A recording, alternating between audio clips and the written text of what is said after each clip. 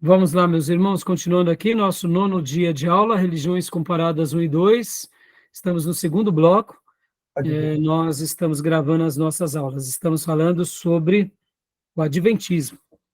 No módulo anterior, eu terminei dizendo que eu queria falar uma coisa importante sobre o que o pastor Johnny tinha comentado, até citando o nosso livro-texto, onde no livro-texto, Raimundo Oliveira menciona sobre essa questão do Miller como uma pessoa até que notou o seu erro. E o que eu queria agora fazer só um breve comentário sobre isso. Qual é o meu comentário, irmãos? É o seguinte: nós não caminhamos sozinhos. E muitas vezes esse é o perigo de caminharmos só. Quando eu falo caminharmos só, eu não estou falando aqui necessariamente de que nós precisamos estar inserido o tempo todo com muita gente. Mas nós precisamos da ajuda de muitas pessoas, ora pastores, ora mestres, e não tem como nós crescermos sozinhos. Certa ocasião eu ouvi uma palestra de um pastor que ele dizia o seguinte: quem segue somente a sua própria cabeça corre um sério risco de certas horas estar ouvindo a voz da sua consciência achando que é a voz de Deus. Por isso que nós precisamos sempre do outro. E podem ver que Timóteo precisou de Paulo, os apóstolos precisaram de Pedro, Pedro dos apóstolos, Paulo precisou de Barnabé, dos mestres da igreja de Antioquia da Síria e dos pastores. Paulo não era autônomo. Paulo ele estava debaixo daquela igreja, porque quando nós seguimos a Deus sozinhos, e aqui sozinho, leia-se, sem o auxílio de ninguém, só nós e Deus e nós, isso é muito perigoso. Porque Moisés tinha Arão do seu lado e Miriam, mas Moisés também tinha o seu sogro, Jetro, tinha ao lado dele o seu auxiliar, Josué, tinha, tinha, tinha outras pessoas, tinha Ur. Então percebam que a gente nunca vai fazer a obra de Deus sozinho.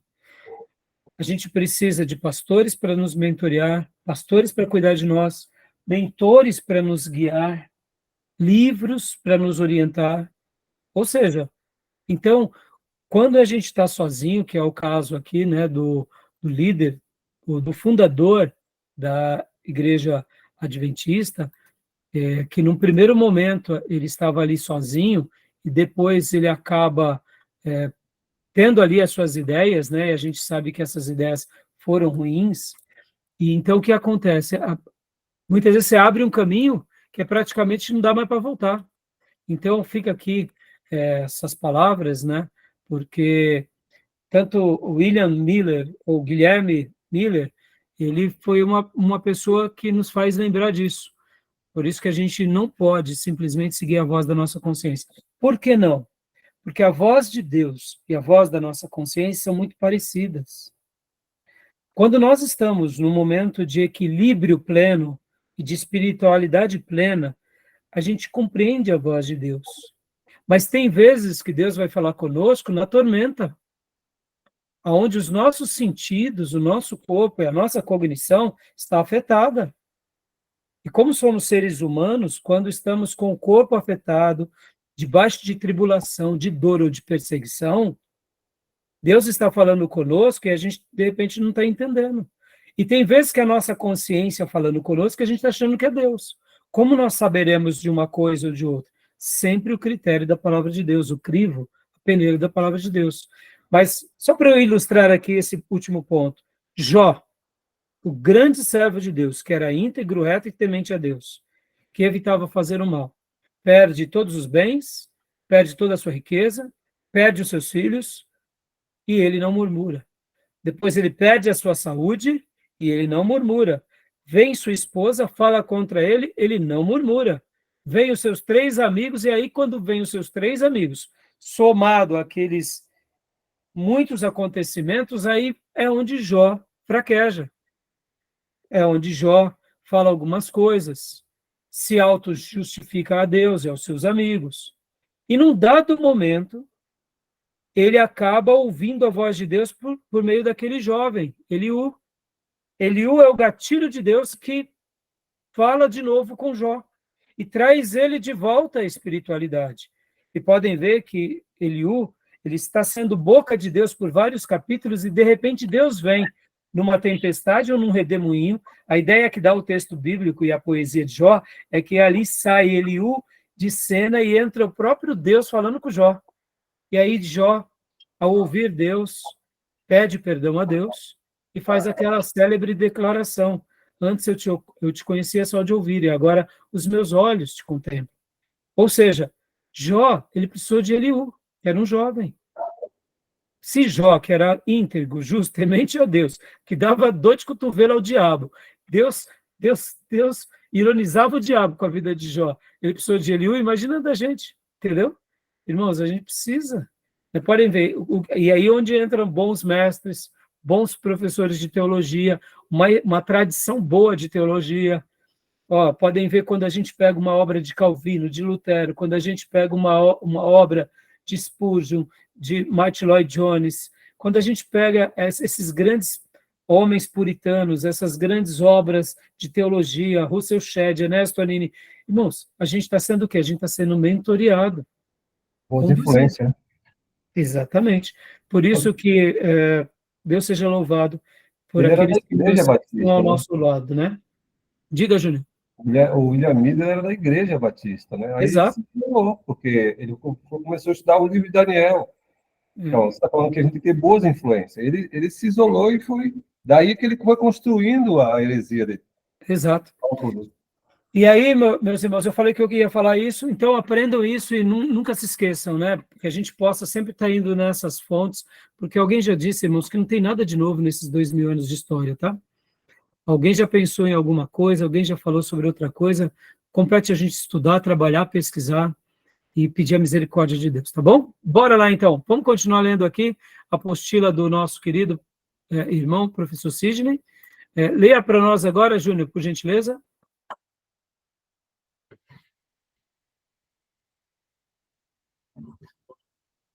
Um dia se deparou com o seguinte texto.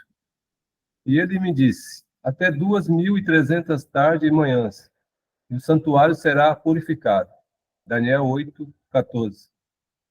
E junto de outros textos, como Ezequiel 4, 6 e 7, concluiu que representava 2.300 anos literais, que começaria em 457 a.C. e terminaria em 1844 depois de Cristo. William Miller.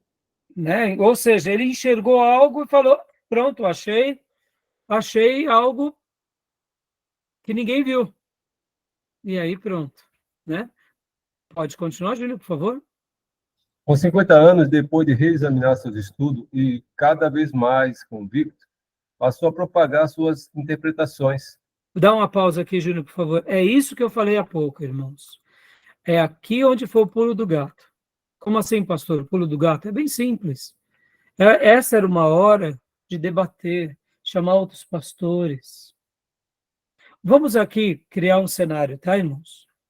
Hoje nós somos frutos de uma igreja moderna, contemporânea, vamos chamar assim, depois do movimento pentecostal avivado, acreditamos em cura, acreditamos em sinais, mas nada disso supera a palavra. Pelo contrário, essas coisas têm que estar debaixo da palavra ou na palavra. Então, alguém tem um sonho, alguém tem uma visão, e ali a pessoa fica desesperado, né? E aí? Será que Deus pode estar usando alguém? Deus pode estar falando? Essa é a hora do quê? De procurarmos ajuda, procurarmos auxílio, procurarmos apoio. É óbvio que as pessoas elas querem o apoio e elas querem ser, num primeiro momento, elas querem ser apoiadas naquilo que elas acreditam. Ele teve a sua interpretação, a sua leitura, e ele estava convencido daquilo. Aí que é o ponto. Isso que eu disse o pulo do gato. Tem vezes que a gente está convencido, né, como o Tomé mencionou, a pessoa ela está sendo sincera e sinceramente errada. Ela está sendo verdadeira, legítima, mas não importa. É aqui onde entra a sabedoria de Deus e a nossa. no sentido assim, se Deus não revelou uma data, se Deus, você vê como que ele era um estudioso, talvez da maçonaria, era uma pessoa trabalhadora, dedicada, mas com relação à formação teológica dele, a exegese, a hermenêutica, era falho. Jesus disse que não tem como datar. Era tão simples, mas ele quis algo além. Ele acreditou em algo, achou que aquilo tinha razão. Então, percebam como é perigoso isso. E aqui, por isso que eu estou sendo enfático, irmãos. Lógico, A né? gente tem que ser humilde, de buscar ajuda.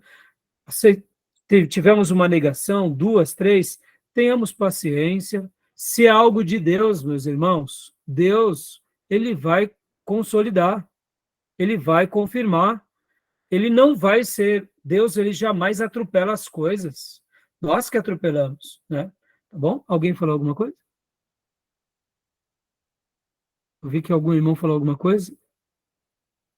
Não, só para dizer que ele foi na base, se baseou numa lógica matemática, né? E aliou alguns fatos. Você lembra que a gente tem que tomar o cuidado, que entra até a questão do sentido, né? De ver fatos históricos, ele quer associar com aquele nosso pensamento, quer vincular a nossa concepção. A gente constrói e ele tem uma certa lógica dentro daquele cálculo matemático. E aí foi o grande erro, né? O grande erro, é isso aí. Então, Júnior, tanto você quanto o Tomé, quanto a Maísa e a irmã Cleusa não fizeram aqui conosco o módulo de hermenêutica. É uma delícia. A hermenêutica é uma delícia, porque é a arte de interpretar a Bíblia. E a regra áurea da hermenêutica é a Bíblia interpreta ela própria. Então, se ele tivesse tido uma base da hermenêutica, ele pararia. Ele chamaria os pastores, chamaria os outros professores. É assim que os nossos mestres fazem. É assim que eles ensinam para nós. Quantas vezes, irmão, sem demagogia, eu me lembro como hoje, estava numa semana teológica. A semana teológica foi no Seminário Betel, da missionária Durvalina Bezerra, ali no metrô São Bento. Quando eu soube que era o Shed que ia fazer a semana teológica, eu dei um jeito de cancelei todas as minhas agendas e saindo do pregão, ia direto para o seminário. E eu lembro que no meio, né, era sobre homilética. Então o Shed foi maravilhoso, irmãos. Tinha um irmãozinho com uma câmera que ele gravava assim, de forma trêmula. Eu devo ter essa fita até hoje. E as aulas foram maravilhosas. Eu lembro que no meio de uma das aulas do Shed, alguém perguntou para ele algo e ele falou assim, irmão, eu não sei. Eu e alguns amigos olhamos assim, o Shed não sabe? Como o Shed não sabe disso? E ali a gente não acreditou que o Shed poderia estar dizendo que não sabia. Ficamos assim meio decepcionados no primeiro momento, mas depois ficamos felizes. E aí ele foi tão humilde. Eu me lembro que era algo sobre o tabernáculo e era sobre aqueles pregos de bronze que eram enterrados na terra. E alguém perguntou, pastor Shed, professor Shed, doutor Shed, por que eram de bronze? Ele falou, não sei. E ali eu fiquei tão encantado, porque é a honestidade de um homem de Deus, ele não sabe o que fala, ele não inventa.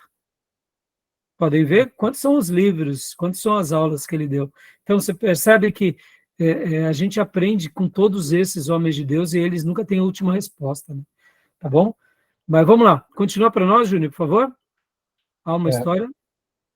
há uma história de que em 13 de novembro de 1833 houve uma chuva de meteoros que despertou no povo a suspeita de que falava a verdade. Em 1838, ao estudar Apocalipse 8 e 9, concluiu que em 2 anos o Império Otomano acabaria.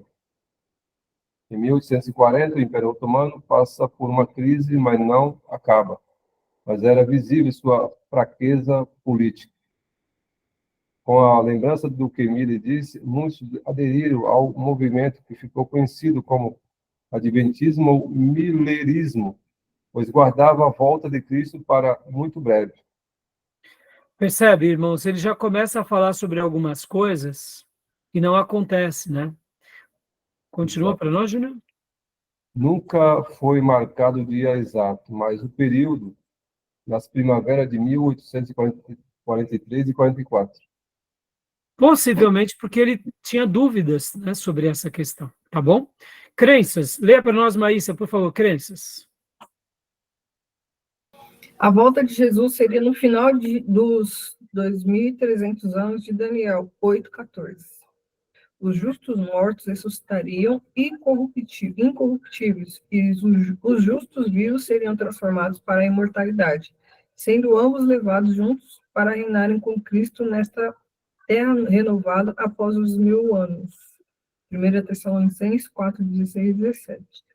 A terra seria destruída pelo fogo ao final dos 1.000 anos. Apocalipse 29 e 10. Os ímpios vivos morreriam na vinda de Cristo e aguardariam na sepultura a sua ressurreição e condenação. Apocalipse 25. Ou seja, aqui já começa então as crenças, né?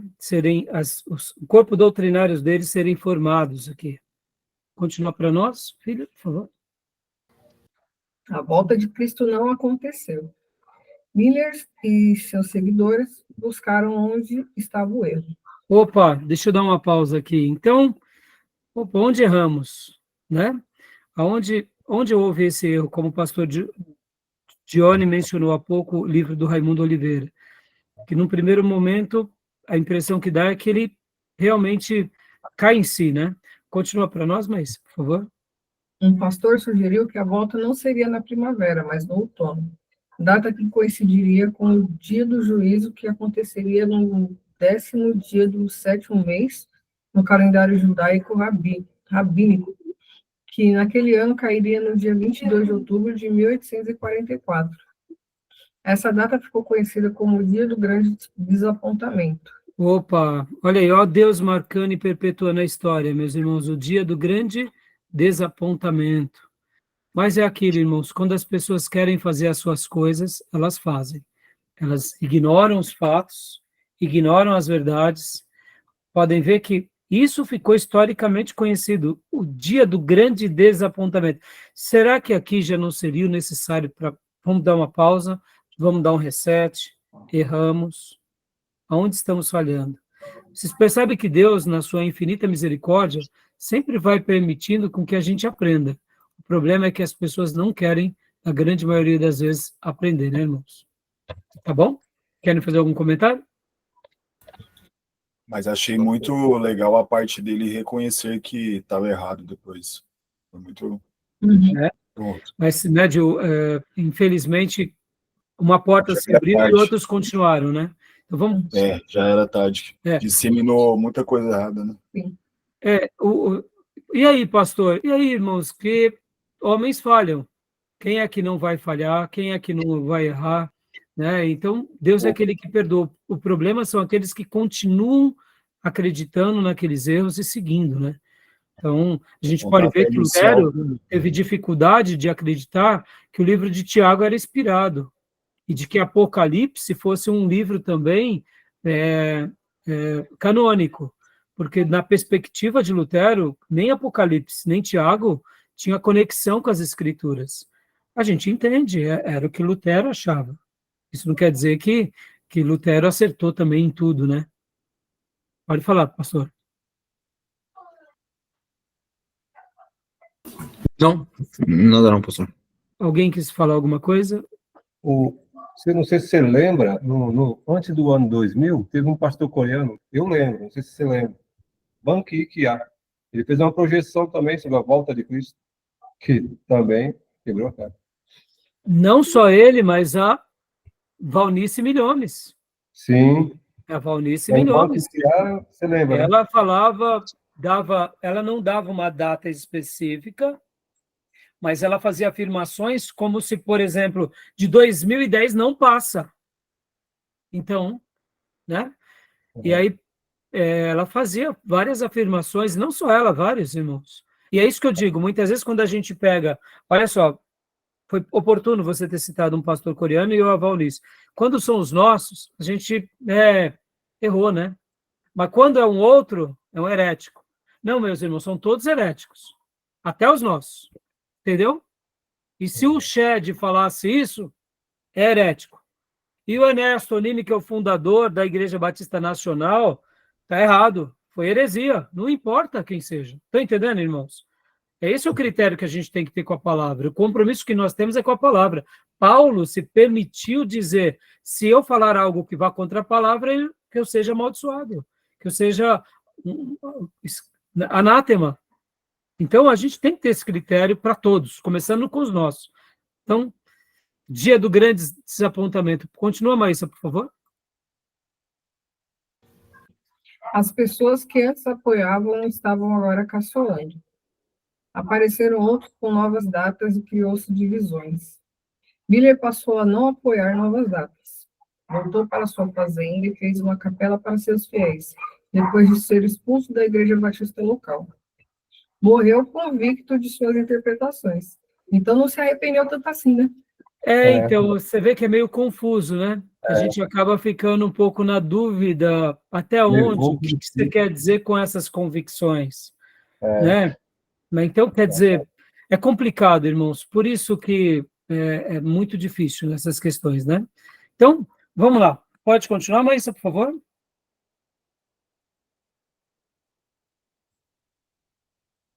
No dia 23 de outubro, dia seguinte ao grande desapontamento, um millerita chamado Ian Edson estava passando por um milharal e disse ter tido uma visão. Opa, então percebam, agora, olha lá, olha os discípulos, né? Essas visões aí é complicado, viu? Então, por isso que eu li hoje, antes de você entrar na classe, hoje nós lemos o texto para iniciar a aula, 1 Coríntios 12 e depois 14 partes, né? E falei sobre que essas igrejas, elas nascem dentro dos nossos quintais, com visões, com revelações, com profecias. Perceba como tudo isso é muito perigoso, entendeu? Continuemos. Pode ler, Maísa, por favor. Ao invés de Jesus voltar, na verdade, aconteceu um evento no céu. Nessa data, Jesus passou do lugar santo para o santo dos santos. Hebreu 8:2. Aí, olha aí, mais uma... Aí, vamos lá. Aula de hermenêutica, entendeu?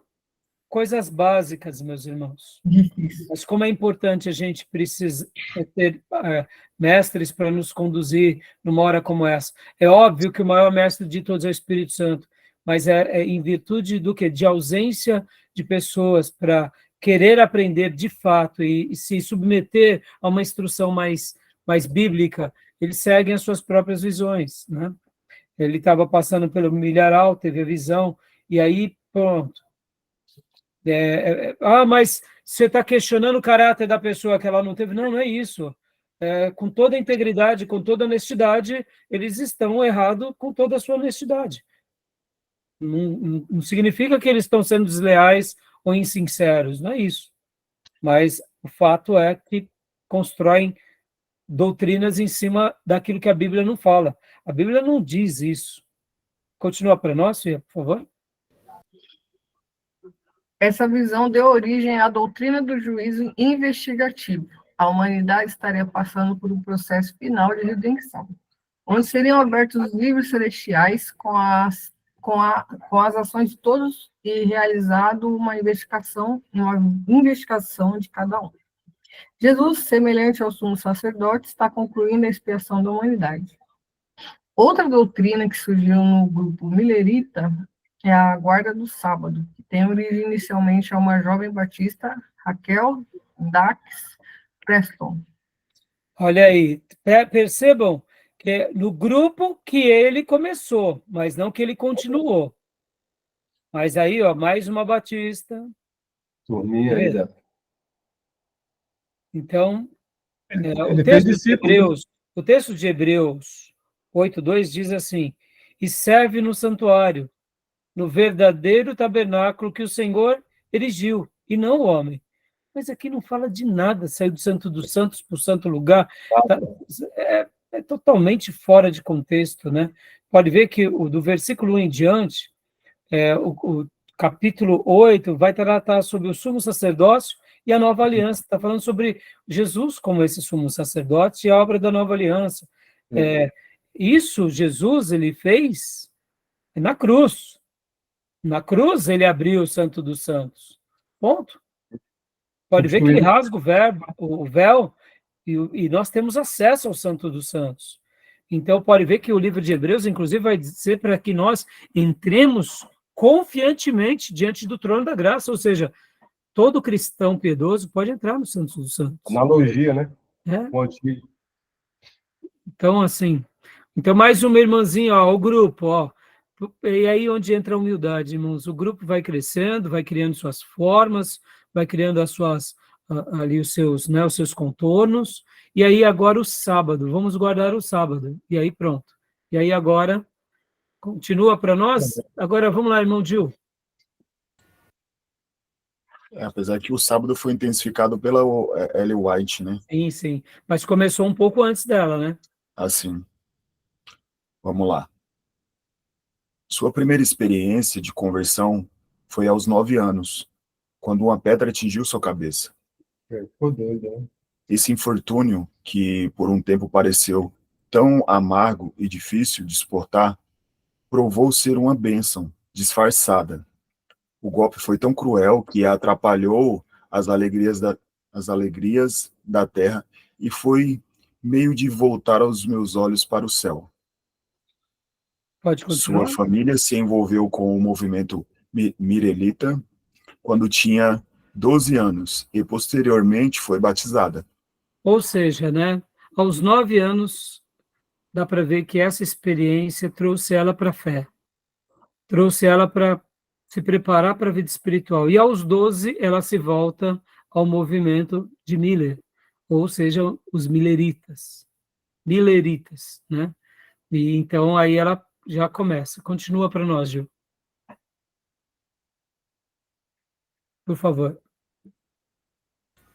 Ok. Assim como todos os milleritas, Ellen também esperava o retorno de Cristo. Como nada aconteceu logo depois de grande desapontamento, Ellen recebeu sua primeira visão, que entendeu um retrato da vinda de Jesus, mostrava as pessoas caminhando para a Nova Jerusalém, guiadas por anjos. Dá uma pausa aqui, meus irmãos. Percebam, irmãos, ainda não tinha começado o grande movimento da Azusa com relação a dons espirituais, não tinha começado, mas estava tendo grande despertamento por esses dias, né, que era aquele movimento de evangelização em que Wesley, Whitefield, Jonathan Edwards pregavam, pessoas se convertiam. Então, era um ambiente bem propício a fixar os olhos no eterno, fixar os olhos na eternidade, e aqui... Místico. Hã? Um ambiente místico. Um ambiente místico, mas vamos chamar também de espirituoso, né, Júnior? Sim. Pregando sobre os céus, falando sobre a eternidade. Então, até aí, nenhum problema. Até aí, né, de repente, não vamos abrir aqui o leque, né, de admitir que uma pessoa pode ter um sonho, pode ter uma revelação. Esses dias um irmão muito dedicado na nossa igreja chegou para mim e falou assim: pastor, eu tive um sonho. Eu falei: meu irmão, fala para mim. E aí ele começou a relatar o sonho dele. E geralmente quando as pessoas me contam esses sonhos, eu pergunto: e aí, meu irmão, o que você entendeu? Ele falou: pastor, olha, eu acho que o sonho é meio óbvio, né? Eu falei: mas vamos orar, porque se realmente é uma coisa procedente de Deus, Deus vai confirmar. Se realmente tem alguma coisa que Deus queira falar com você, e você entendeu ou não, Deus vai esclarecer. Porque, irmão, se Deus deu um sonho, o maior interessado que a gente compreenda aquele sonho é Deus. Então, eu não duvido que Deus, como diz a própria palavra, fala conosco com sonhos, com visões, com revelações. O problema é que muitas vezes não é Deus, é aquilo que eu falei, é a voz da nossa consciência, ou são os nossos próprios devaneios. Irmãos, todos vocês sabem que hoje, principalmente, a ciência tem mostrado que muitos sonhos são frutos do quê? Frutos daquilo que a gente pensa, daquilo que a gente passa, daquilo que a gente, de fato, constrói no dia, na semana, e que a gente, inclusive, olha só, isso é uma coisa muito interessante que eu aprendi. Quando nós estudamos um assunto, e antes de dormir nós repassamos aquele assunto, a chance de todas essas informações serem guardadas naquilo que nós chamamos de memória permanente é muito grande, porque o momento dos sonhos, o momento de descanso, o momento de dormir, o nosso cérebro continua trabalhando. Tem coisas que lembramos e tem coisas que não lembramos. Então, nós temos aquilo que chamamos de memória curta, né, que fica mais aqui na região da testa, onde nós tomamos as decisões diárias, e temos aquilo que nós chamamos de memória longa, que fica mais aqui na região, né, da nuca. E essa parte que é a principal da nossa memória, quando de fato aprendemos algo, ela não fica na memória curta, mas ela é introjetada na memória longa. E os sonhos, muitas vezes acontecem como fruto daquilo que a gente trabalha. Vamos imaginar, e não vamos questionar que Ellen White, como o Miller, eram cristãos piedosos, eram pessoas que acreditavam, mas vamos pensar que eles ficavam pensando naquilo, sonhando com aquilo, discutindo com aquilo, e é natural que você vai sonhar. Um cristão piedoso que começa a buscar a Deus, se consagrar, ele geralmente tem experiências expulsando o demônio em sonho. Cultil, né? Tá? Um cultil na mente, né? Exatamente. Quantas vezes eu sou abordado, irmãos, no meu pastorado, falando, pastor, eu estou sonhando expulsando o demônio. Eu fico felicíssimo, irmãos. Vocês não imaginam a alegria. Porque isso pressupõe que o irmão, durante seu dia, já está tendo lutas.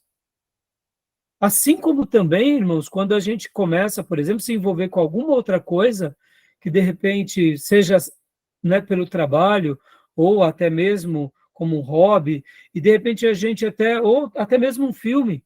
Podem ver, irmão, por que não é bom assistir um filme de terror antes de dormir? Porque a chance de sonharmos e termos pesadelo é imensa, porque são as últimas informações que também a gente acaba tendo uma relação muito mais grande com o nosso sonho. Então, é muito fácil. Por isso que é gostoso orar à noite, ler à noite. Isso que nós estamos fazendo agora, né? 20 para as 10 da noite agora, no nosso horário local, é muito agradável, porque eu sei que mesmo depois da exaustão do dia, a gente está refletindo sobre a palavra de Deus, falando sobre temas. A chance de nós sonharmos com o seminário é muito grande. Sonharmos com o livro, dialogando com o autor, entendeu? Então, assim, vamos imaginar aqui, não vamos julgá-la, mas uma coisa é fato. Aquele ambiente era bem propício, todo mundo falando sobre o advento, a volta, a volta, a volta. Você vai sonhar com o quê? Você vai sonhar com a volta.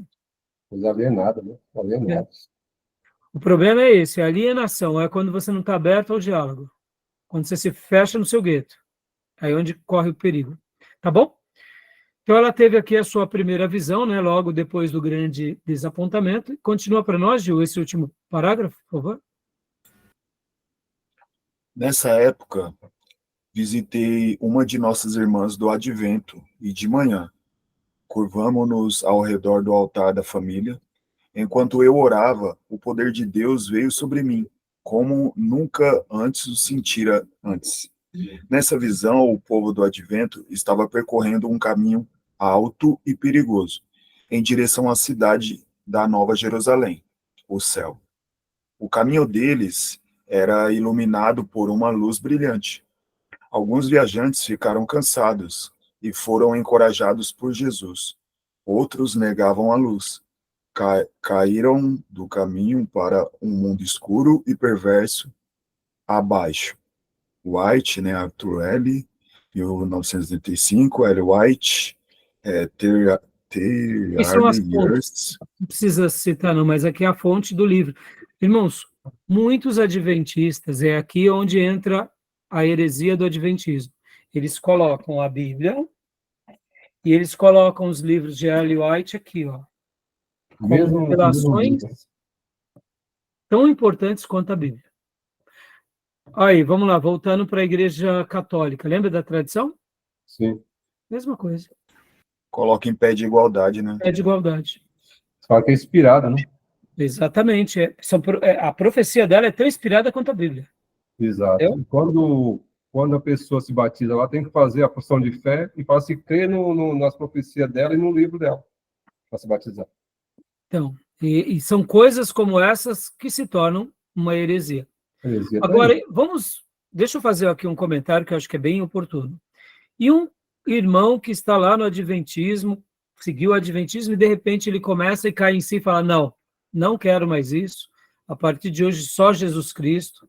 Ellen White vira a página, ela foi uma pessoa útil, né, na cosmovisão deles, para aquele período, mas eu não concordo, ela foi útil no sentido assim como criadora do movimento, mas eu não concordo com os escritos dela, ou alguma coisa eu posso até concordar, porque tem, vamos dizer assim, né, irmãos, nem tudo que ela fala, quando ela vai falar sobre santidade, quando ela vai falar sobre igreja, quando ela vai falar sobre Jesus, ela não vai negar.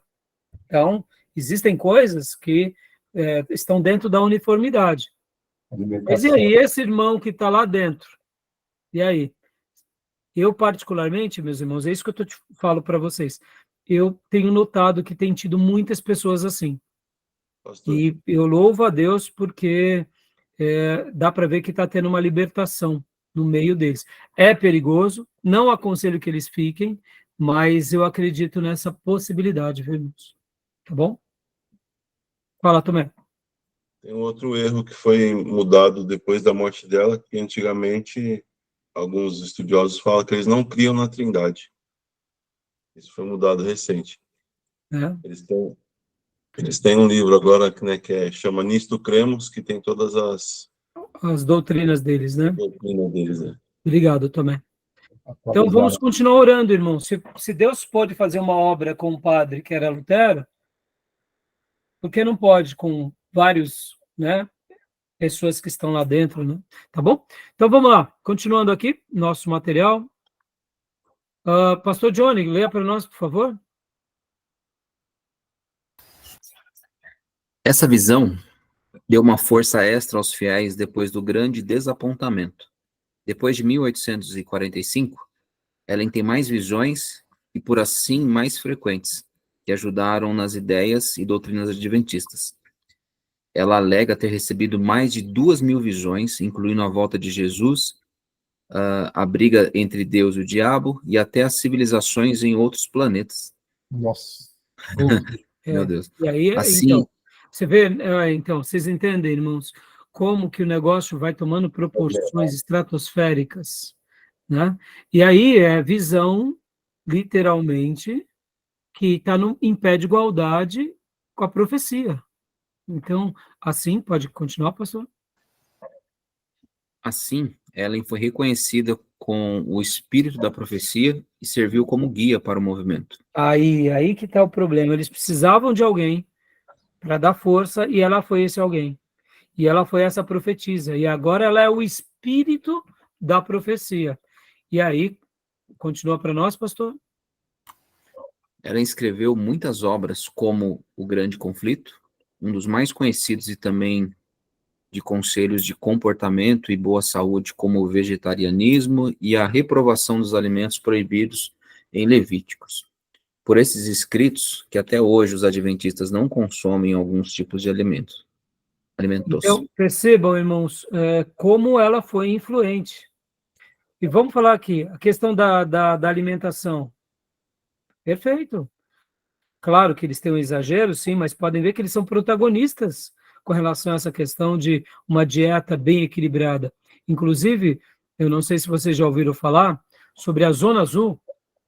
Zona Azul é um estudo que se dá de médicos, especialistas e nutrólogos, em que eles fazem um estudo no mundo baseado nas 5 ou mais, né, áreas, geralmente, se não me falha a memória, são 5, onde as pessoas vivem mais de 100 anos. Então, o que aquelas pessoas dessas cidades fazem, consomem, praticam, que fazem com que aquela cidade, a maioria das pessoas cheguem aos 100 anos. Então, tem uma cidade que é no Japão, que é em Okinawa. Lá, os homens e as mulheres chegam aos 100 anos. Tem uma outra cidade que é na Itália. Tem uma outra cidade que é nos Estados Unidos, se não me falha a memória, na Califórnia, e um grupo muito grande de adventistas está entre eles. Questão de alimentação, dietas, qualidade de vida. Depois, são 5 áreas, são 5 cidades no mundo. Uma é na América do Sul, que eu não me engano, se não me engano, no Equador, não me recordo bem. Lá no Equador dá para ver que é um lugar muito pobrezinho, mas eles chegam ali 90, 100 anos, são cidades centenárias.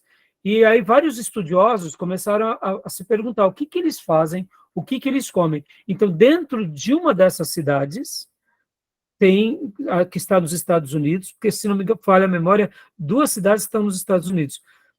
Percebam que lá nos Estados Unidos é o maior índice de obesidade, de diabesidade, que agora, não sei se vocês sabem, nasceu uma nova doença, que é a diabesidade. O que é? É diabético e obeso.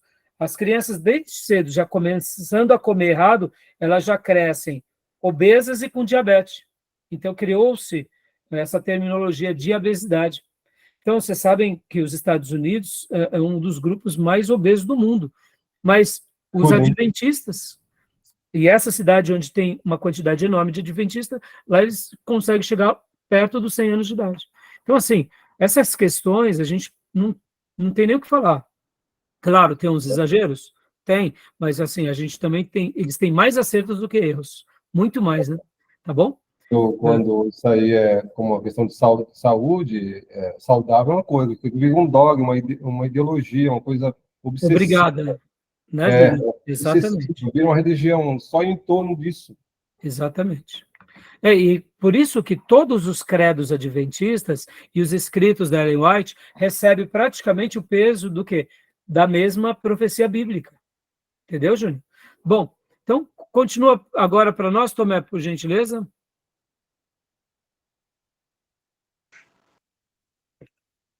Dia 18 de novembro de 1848, Ellen afirma ter tido uma visão de que seu marido teria começado um trabalho de divulgação impressa. Em 1849, tornou-se um folheto chamado A Verdade Presente, que continha os primeiros ensinamentos dos adventistas. Nesta mesma época, Joseph Bates fez importantes conexões entre a guarda do sábado e a doutrina do santuário celestial, 2 das mais importantes. Ou seja, irmãos, aí, olha aí as projeções, olha aí os conceitos, e aí a expansão, né? Então, continua para nós, meu irmão, por favor. Joseph também contribuiu para que esse grupo de mileristas adventistas, que acreditavam que a data de 22 de outubro de 1844 era correta, mas o evento que estava errado, se tornasse uma igreja mais formal. Foi quando mais de 1.000 pessoas defendiam esta ideia, que estabeleceu o nome de Adventistas do Sétimo Dia. Foi oficialmente instituída no dia 21 de maio de 1863, em Batesville Creek, Michigan. Ou seja, é aqui que nasce, de fato, a Adventista do Sétimo Dia. Podem ver que ela acaba sendo essa precursora, juntamente com essas outras pessoas. Pode continuar também? Dia 18 de novembro de 1848, Ellen... Não é a mesma coisa? Você já leu? Ah, tá, desculpa. Já, então, terminou aqui. Joia, isso, já tinha lido. Agora, vamos fazer aqui, deixa eu pegar aqui o material do pastor Paulo Pescador. Aqui, ó. Essa parte, Tomé, leia para nós. Inspiração dos escritos de Ellen White. Aqui é a apostila do professor Paulo Pescador, ele está falando sobre o Adventismo, né? Pode ler. Diferentemente do verdadeiro cristianismo, que tem a Bíblia como única e suficiente regra de fé e de conduta, a Igreja Adventista do Sétimo Dia considera os livros da senhora White inspirados por Deus e no mesmo nível da Bíblia, que citam apenas para comprovar o que ensinam, buscando versículos ou passagens isoladas, retirando do seu contexto. Dá uma pausa aqui, meus irmãos. Aqui que é o ponto que nós classificamos, sem era e nem beira, como uma seita. Todos aqueles que confessam isso, sejam adventistas do sétimo dia ou não, mas que consideram os livros de Ellen White, ou qualquer outro livro também, inspirados como a Bíblia, podemos dizer que essa é uma heresia, e essa pessoa está já dentro de uma seita, ou ela se tornará parte de uma seita, porque ela está fora das Escrituras, tá bom? E aqui, pode continuar, Tomé, por favor? Veja o que diz a Revista Adventista a esse respeito. Cremos que o ministério e os escritos de Ellen White foram uma manifestação do dom de profecia. Ellen White foi inspirada pelo Espírito Santo e seus escritos, o produto desta inspiração, têm aplicação e autoridade especial para os adventistas do sétimo dia. Negamos que a qualidade ou grau de inspiração dos escritos de Ellen White sejam diferentes dos encontrados nas Escrituras. Isso é uma anátema. Ponto. Porque, irmãos, é bem simples. Deixa eu até fazer aqui uma explicação bem clara sobre o que é inspiração e iluminação. A inspiração só está nas Escrituras. Quando um pregador está falando ali na sua oratória, irmãos, o Senhor me inspirou para eu trazer essa mensagem, teologicamente esse nome está errado. Porque o que o pastor está tendo ali é uma iluminação.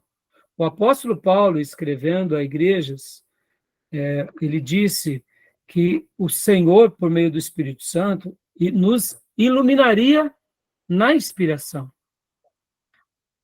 Todos os profetas e todos os escritores sagrados, eles foram inspirados pelo Espírito Santo de Deus, como diz Timóteo e como diz Pedro.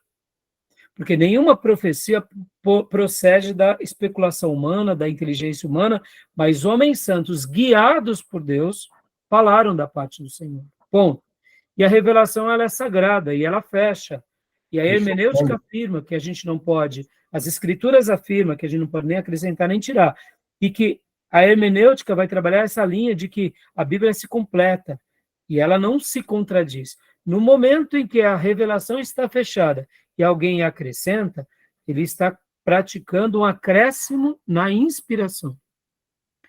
Quando alguém está pregando, quando alguém tem um entendimento, ele não está tendo uma inspiração. Em teologia, não é inspiração, ele está tendo uma iluminação na inspiração. Ou seja, o próprio Espírito Santo de Deus, que está sobre todos nós, que está dentro de nós, que conduz as nossas igrejas, é ele que nos guia à verdade. Logo, a verdade, ela já foi inspirada. No momento em que nós compreendemos algo, ou que Deus toca no nosso coração, ou que o Espírito Santo traz à tona, nós estamos sendo o quê? Iluminados nessa inspiração. É uma atuação do Espírito Santo em nós. E por que há essa diferenciação entre a iluminação, a inspiração e a iluminação? Porque depois que Deus fechou a sua revelação, todos aqueles que o Espírito Santo for trabalhando, eles estão sendo iluminados. Então, por exemplo, quando Deus fala conosco, é o Espírito Santo falando conosco. Mas é o mesmo grau de importância daquela fala que Deus registrou por meio dos apóstolos e profetas? Não. Deus está falando como Deus falou com eles, só que o que Deus falou com eles serve para todas as gerações e todos os povos. Por isso que os escritos sagrados, eles são diferentes de tudo que a gente pode pensar ou imaginar. E por isso que, para que Deus fizesse esse texto sagrado, demorou 1.500 anos. Já está consolidado, né? Está consolidado, está fechado.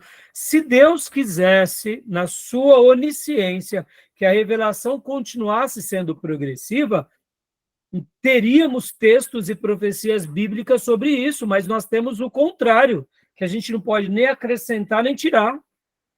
Ou seja, as escrituras vão mostrar isso.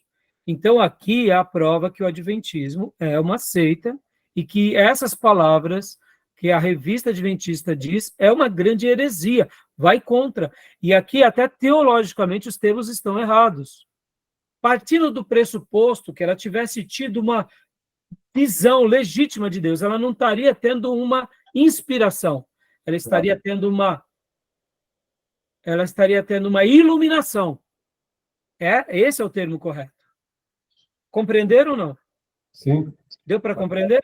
Então, sim, é claro. pastor, e quando Deus usa alguém com um dom hoje? Nenhum problema, Deus usa mesmo. No passado, Deus usou uma mula, qual a diferença? Deus falou por meio da boca de uma serpente? Explica isso. Não sei como que isso acontece, mas eu sei que Deus fala quando Ele quer e usa quem Ele quer. As pedras clamam para Deus. Então, Deus pode usar quem Ele quiser. Ele é o Senhor da história. Então, nenhuma novidade agora dizer que quem está falando agora, seja quem for, é uma inspiração no mesmo pé de igualdade das Escrituras? Não, não é. A revelação está fechada. Tá bom, meus irmãos? Tudo bem até aí? Tá bom? Querem fazer algum comentário? Então, tá claro, né? Tá claro, né?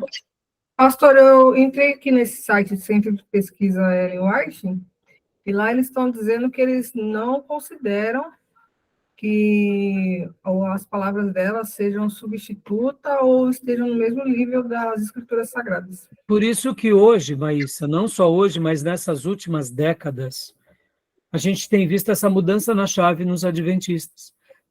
Vários grupos saiu do Adventista do Sétimo Dia, e tem o Adventista da Promessa, o Adventista... Quem são os Adventistas da Promessa? São os Adventistas pentecostais, que aceitaram o dom do Espírito Santo. Então, os Adventistas da Promessa são esse grupo que tem uma cisão dentro deles. Então, assim, dentro dos próprios Adventistas do Sétimo Dia, muitos já começaram a... Não, pera lá. Não, Ellen White, não. A Bíblia, Ellen White, não, ela foi importante como um pastor, foi importante para nós, mas já conseguem... Hoje, alguns líderes e alguns adventistas criticam já o Ellen White, dizendo, não concordo com isso, não concordo com aquilo. Ou seja, irmão, é complicado para eles, né? Porque é o contexto deles, mas está tendo muito disso, como você acabou de ver. Qual foi a fonte que você pesquisou? Essa que está aqui no Centro de Pesquisas Ellen G. White. Mas isso aí é só para inglês ver. É como você colocar lá...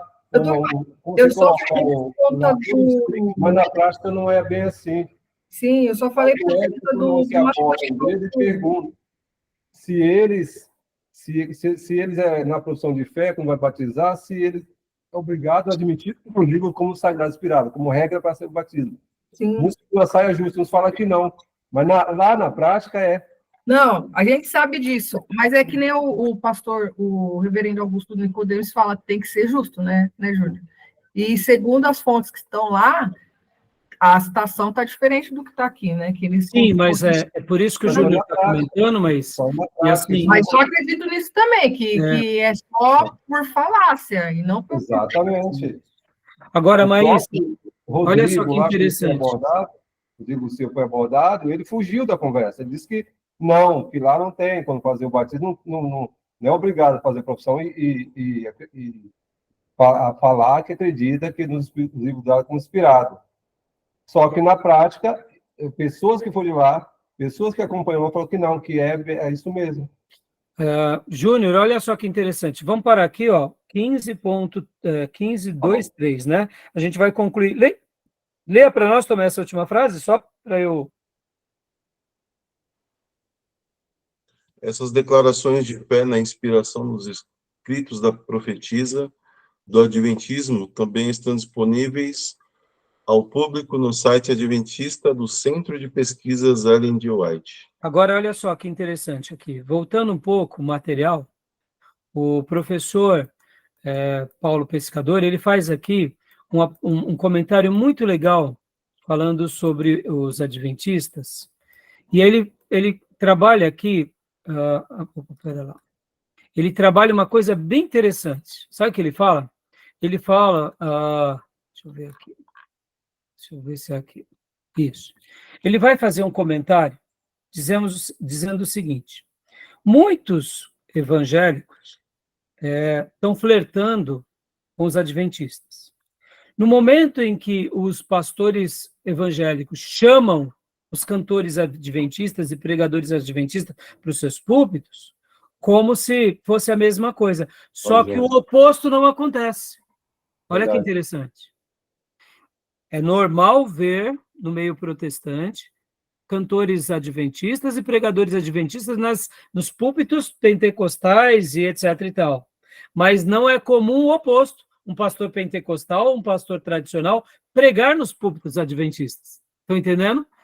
E outras coisas que também acontecem muito interessante é o seguinte, que quando uma pessoa vai, né, por exemplo, para a igreja adventista, ela tem que se batizar de novo. Logo, isso prova que eles não têm um respeito, de fato, pelo acolhimento de outros irmãos, de outros grupos como irmãos. E aqui fica até a minha crítica, viu, irmãos? Qualquer grupo protestante que peça para que a pessoa se rebatize, a gente está mostrando que tem facção aí. Porque se eu digo que o meu irmão presbiteriano, e aqui, irmãos, ó, sou um pastor batista, tá? Eu, particularmente, batizo no nome do Pai, do Filho e do Espírito Santo nas águas, mas eu não vou desconsiderar o batismo dos meus irmãos presbiterianos. Olha que loucura. Me entendam, tá, irmãos? Eu quero que o Hernandes Dias Lopes e o Nicodemos venham à minha igreja e pregue, mas eu não aceito o batismo deles. Estão entendendo o que eu quero dizer? Eu não estou dizendo que nós não temos pontos de discordância, me entendam. Pensamos de forma diferente, mas respeitamos. Eu sei que aqui dá um pano para manga, é um assunto de debate, mas não quero entrar na polêmica agora. Mas eu aceito que o Hernandes Dias Lopes e o Nicodemos sejam os nossos professores de seminário. Vem cá, vamos lá. Vocês queriam que o Hernandes Dias Lopes e o Nicodemos dessem aula aqui? Pelo amor de Deus, até eu ia sentar aqui. Mas na hora que a gente vai argumentar sobre o batismo, aí a gente fala, não aceito o seu batismo. Uma coisa é, eu tenho outro ponto de vista. Eu entendo o seu batismo, eu posso não concordar com ele, mas eu respeito. E no momento em que eu trago ele para a minha igreja, eu não vou desconsiderar que aquele homem não é de Deus. Porque no momento em que eu estou querendo rebatizar ele em nome da minha igreja, da minha denominação, eu estou entrando em conflito com as Escrituras. Porque o que as Escrituras dizem? É uma só fé, é um só Senhor e um só batismo. Uma coisa é o batismo presbiteriano, outra coisa é o batismo católico. Por quê? Porque no batismo católico não é o batismo que está em xeque, mas são as doutrinas católicas. Estão entendendo, irmãos? Então, os adventistas, se alguém vai para o adventismo, ou mesmo para a congregação, você tem que se batizar de novo. Logo, eles mostram o seguinte, vocês são meu pseudo-irmãos, mas na prática é o que o Júnior disse. Não é, irmão. Não é? Não é, irmão, porque se fosse irmão, não teria esses confrontos, entendeu? Tá bom? Tudo bem até aí?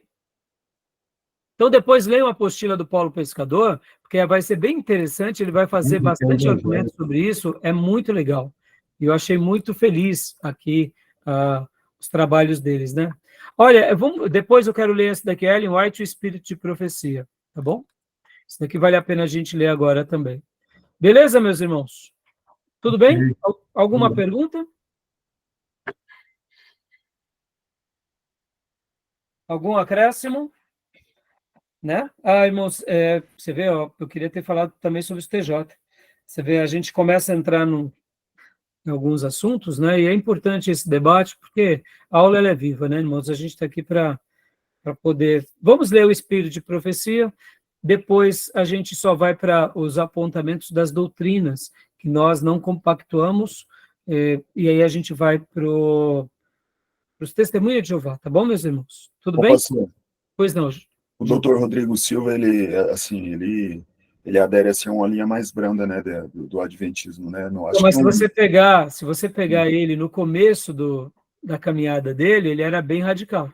Ah, é? Ele era bem radical, bem defensor de Ellen White, e aí depois eu acredito que não é uma questão de ser um pregador midiático, não, viu, irmãos? Eu acho que por exemplo, ele começou a ver que havia salvação na cabeça dele, né, fora do movimento adventista.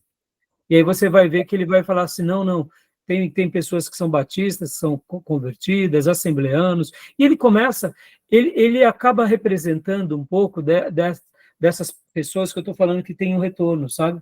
Porque assim, A irmãos, fala como dele é muito boa, né? estudioso ele é fantástico, como historiador, arqueólogo, né? E me parece, até onde eu sei, que ele não é mais aquele kamikaze, entendeu? Mas quando ele é abordado e confrontado lá nos programas, ele ficou com aquele, não é bem assim, como eu falei lá do batismo, não é bem assim, porque publicamente ele não quer se comportar, ele quer ficar bem dos dois lados, do adventista lá, que na prática é aquilo mesmo, e fora disso ele quer ficar bem, né, porque tem visibilidade. É. Por outro lado, Júnior, assim, eu também fico nessa dúvida, sabe? Eu confesso para você. Mas, assim, até onde eu sei, irmãos, até onde eu sei, né? A impressão que dá, e eu ouvi algumas vezes ele falando, em alguma coisa mais recente, tem coisa de um ano e pouco atrás, que ele falava sobre isso, né? Mostrando o posicionamento novo dele sobre o Waliat. Eu acho que vale a pena a gente estar vendo isso, que é importante. Agora, e quando formos ouvir ele? A gente tem que ouvir ele como arqueólogo, como historiador. Então, Nesse sim, sentido, ele é muito competente, claro, claro. né? Então, irmãos, isso vale para tudo, né? Ouvir um padre que é arqueólogo, a gente, qual o problema, irmãos? Se percebam. Agora, uma coisa é uma coisa, outra coisa é outra coisa, né? Tá bom? Tudo bem, meus irmãos? Tranquilo? Querem fazer mais algum comentário? Tomé? Pastor Johnny? Maísa? Gil? Tranquilo?